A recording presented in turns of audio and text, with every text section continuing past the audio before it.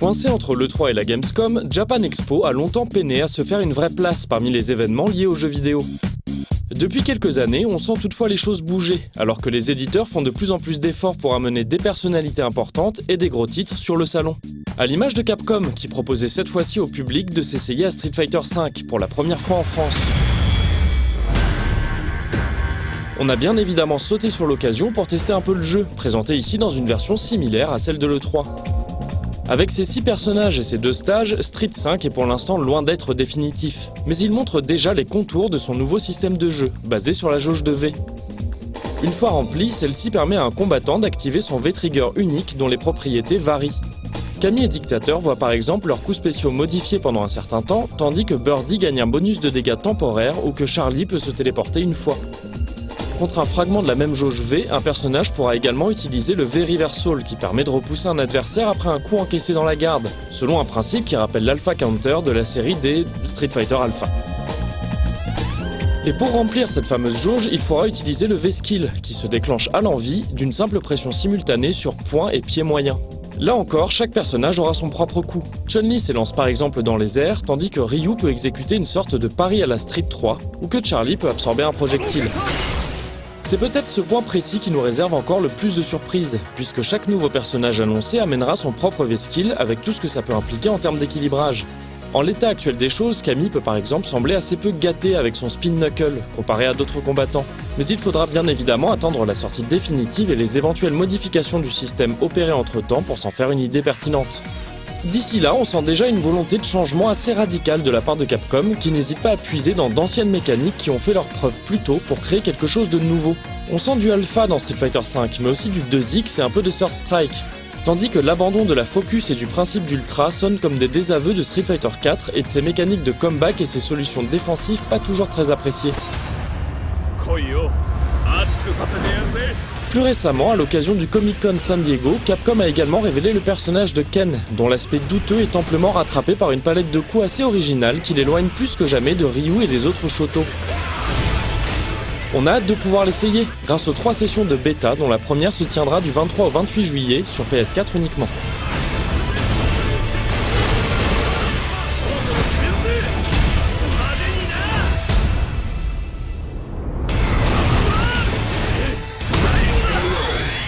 On reste dans le domaine de la baston, mais on quitte celui des gros blockbusters avec Last Fight, dont l'équipe de développement nous a fait le plaisir d'installer une borne jouable sur le stand No Life. On a donc pu tester sans se déplacer le jeu adapté de la bande dessinée Last Man de Bastien Vives, Balak et Michael Sanlaville.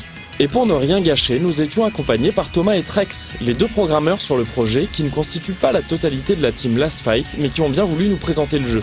Au moment de faire Last Man, Bastien voulait faire un jeu vidéo et il a décidé que Last Man serait la licence pour laquelle on fera un jeu vidéo, car elle correspond plus à un jeu vidéo que toutes les Paulina, le goût du chlore et voilà.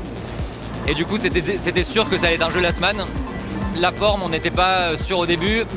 On a beaucoup de fans de Street Fighter, donc ça allait s'approcher d'un jeu de combat. Et on a préféré aller vers un Power Stone pour toucher un public plus casual et les soirées en canapé à 4, voilà, avec tout le monde derrière le même écran et on se tape dessus et on s'éclate bien. Tu sautes, tu mets des coups, tu grabes des objets que tu utilises sur les autres. Il y a des attaques originales, des utilisations d'objets originales, ouais, c'est rigolo. Hein.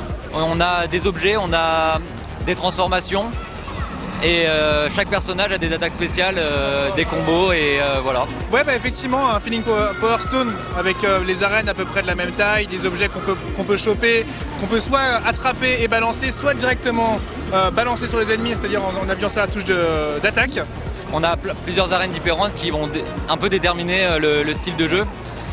Et par exemple, il y en a avec plus d'objets, il y en a avec des lance-missiles, il y en a avec des gants de boxe, il y en a avec des gros objets à se lancer, il y en a avec des potions qui nous rendent invisibles, ce genre d'objets. Voilà. Et il y a un mode campagne à la Double Dragon où on joue soit Richard, soit Duke, et on va se battre en suivant une histoire pour sauver Tommy Katana. On va se battre contre tous les mutants, les uns après les autres dans leurs arènes respectives, avec des planches d'histoire dessinées par Bastien Vives entre chaque arène. Et sinon j'ai l'impression qu'il y a des personnages qui sont originaux par rapport à Last Man. Dans la bande dessinée, donc dans l'univers de Last Man, dans Paxstone, il y a une société pharmaceutique qui veut lutter contre la drogue. Et donc ils ont fabriqué un jeu avec les 2 stars de l'époque, Richard et Duke, qui sont 2 grands boxeurs au top de leur forme et qui inspirent tous les jeunes. Et ils vont se battre donc contre que des personnages originaux qui n'existent pas dans Last Man pour sauver leur copine qui, elle, existe dans l'univers de Last Man. On s'est fait plaisir, on a fabriqué 2 bornes d'arcade et elles ont tourné non-stop pendant tout le Stunfest. On a même dû le soir faire virer les gens pour corriger quelques bugs du jour au lendemain, vu que c'est la première fois qu'on montrait le jeu. Ça va énormément changer d'ici la sortie du jeu, vu qu'on est en permanence en train d'essayer des nouvelles idées. Au niveau gameplay, on expérimente beaucoup. Par exemple, avant la Japan Expo, on a changé l'attaque de Spice, le personnage féminin là, rouge qu'on voit. Et on a transformé la plante carnivore qu'elle invoque en un piège qu'elle pose au sol. Et on adore, donc ça risque de rester, mais on reste ouvert aux idées de gameplay, on expérimente et on garde ce qui est fun. Les barres de vie au sol, au Stunfest, c'était pas le cas. Là, c'est quelque chose avec lequel on expérimente parce que les barres de vie en haut, c'était un peu difficile à suivre pendant qu'on est en train de se battre, de regarder régulièrement sa vie et souvent les joueurs se rendaient compte qu'ils étaient morts au dernier moment, au dernier coup. Et là, donc, on expérimente avec les barres de vie plus présentes, plus au centre de l'action, quoi. Donc on sera également à la Gamescom avec un jeu qui sera beaucoup plus proche de sa version finale. Le jeu sera terminé en tout cas à Noël et après ça va beaucoup dépendre des constructeurs, du temps d'acceptance de Steam, de Microsoft, de Nintendo. Vu que le but c'est de sortir sur PS4, sur Xbox One, sur Wii U et sur PC. Pas très loin du stand No Life, ouais, on était bien placé cette année, se trouvait également un petit espace réservé à The Ultimatest Battle, un jeu indépendant dont le game designer, Esken, a bien voulu nous parler. Je suis le game designer d'Edio Games, le studio qu'il y a derrière. On a un jeune studio indépendant, on a ouvert ça fait 2 ans qu'on a lancé notre jeu en bêta ouverte maintenant. Notre jeu c'est The Ultimatest Battle, UB pour les intimes. C'est un superlatif qui n'existe pas en anglais mais on en a parfaitement conscience, c'est pour montrer le côté décalé du jeu. C'est un jeu de plateforme avec la destruction du terrain tout comme les Worms, sauf que c'est du temps réel, beaucoup plus nerveux. Chacun contrôle son personnage, tout le monde saute et tire dans tous les sens en même temps. C'est du PVP par équipe, dans différents modes de jeu, donc c'est des games qui durent environ 5 minutes par partie, donc ça s'enchaîne assez rapidement. T'as un système de classe qui est pas mal similaire à celui de Team Fortress 2. De manière générale, notre modèle économique est celui de Team Fortress. On est du free-to-play, pas du tout du pay-to-win, du pay-to-skin ou du pay-to-swag, comme disent nos joueurs. Donc en fait, chacune des classes, tu vas pouvoir les changer en cours de jeu et la personnaliser avec des armes que tu vas drop ou craft au fur et à mesure de tes parties. Sachant que le principe, c'est vraiment basé sur l'équité entre les joueurs. Tu vas pas avoir une arme qui va être plus forte qu'une autre, si j'ai bien fait mon job. De manière à ce que si un nouveau joueur se retrouve contre quelqu'un qui a toutes les armes du jeu, s'il joue mieux que lui, il a toutes les chances de le défoncer. En gros, pour faire une phrase résumée, je dis souvent que c'est un melting pot entre, tu prends du Worms, du Super Smash, du Team Fortress 2 pour ceux qui connaissent, tu les mélanges avec un petit peu de RPG et beaucoup de what the fuck, et ça donne The Ultimatest Battle. Ce mélange peut-être étonnant mais certainement pas déconnant était un des très rares jeux indépendants à se présenter sur le salon. Le seul en tous les cas à avoir son propre stand. C'est sûr que c'est un petit peu compliqué d'obtenir un stand à la JE. Nous on a eu pas mal de chance parce que ça faisait déjà 2 ans qu'on était présent à la JE. On a lancé notre bêta à la Japan Expo 2013 vraiment. On n'était pas du tout professionnel donc on a pu s'acheter un stand jeunes créateurs où c'est vraiment des prix d'amis pour les jeunes créateurs qui proposent des dessins ou autre chose comme ça. Nous on a présenté notre jeu en ligne, c'est ça qui a vraiment lancé notre communauté au départ. Et de là, du coup, on a fait au moins le Toulouse Game Show, on fait le TGS chaque année, la Japan chaque année. Récemment, on a fait les Geek Ferries. On essaye d'être présent le plus possible au contact des joueurs pour justement pouvoir leur expliquer notre démarche, qui on est et comment on fait ça. À partir du moment où tu passes professionnel, c'est sûr que c'est beaucoup plus difficile d'avoir un stand parce que beaucoup plus cher. Et non, nous, on a eu la chance d'être là depuis 3 ans à la Japan. Et du coup, quand j'ai expliqué à l'organisation que nous, ça allait être notre 3e année, mais qu'on n'avait clairement pas les moyens de se payer un vrai stand pro, étant donné le budget, ils nous ont fait un gros prix d'amis pour justement nous permettre d'avoir cette visibilité hors du commun qu'est la Japan, parce que ça reste quand même la référence des studios, des festivals geeks en France.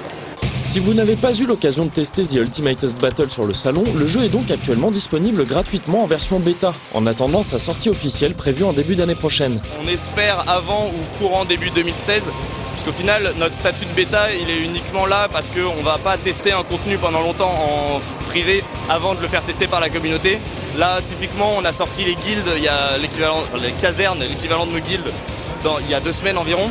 Et du coup, on l'a directement fait tester à la communauté, on l'a pas préparé dans notre coin, mais ça veut dire que lorsqu'on sortira de cette phase de bêta, il n'y aura pas du tout de remise à zéro des inventaires, des niveaux ou quoi que ce soit. Nos joueurs auront simplement le titre bêta-testeur en plus pour nous avoir aidé à tester le jeu pendant tout ce temps. Moins surprenant que les Power Stone-like et autres jeux indépendants, Bandai Namco était également présent sur le salon. Venu comme à l'accoutumée avec un grand stand qui faisait très judicieusement le pont entre le hall Japon et le hall jeux vidéo, l'éditeur a présenté ses gros titres de l'année, comme Dragon Ball Xenoverse ou encore J-Stars Victory vs Plus. Mais aussi ses jeux à venir, parmi lesquels figuraient les traditionnels nouveaux épisodes de Naruto Shippuden Ultimate Ninja Storm et One Piece Pirate Warriors, mais aussi Tekken 7, Project X Zone 2, Godzilla et Saint Seiya Soldier Souls. On vous reparlera d'ailleurs prochainement de ce dernier à travers une interview de son producteur Mito Ryo. D'ici là, tâchez d'affûter vos sens, et en particulier le 7e.